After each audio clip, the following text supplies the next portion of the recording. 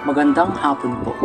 Ito po ang resulta ng Lotto Draw ng 2 p.m. Linggo, December 17, 2023. Sa 2D Lotto, 21, 16 in exact order.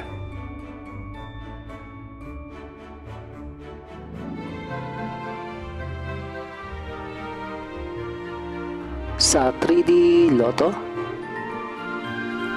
8, 5, 9 in exact order.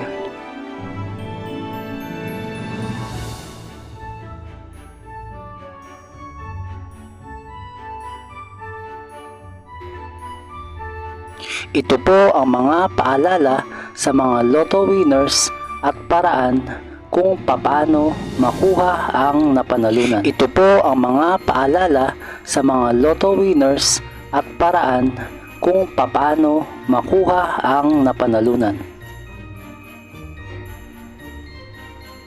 See you again later at 5 p.m.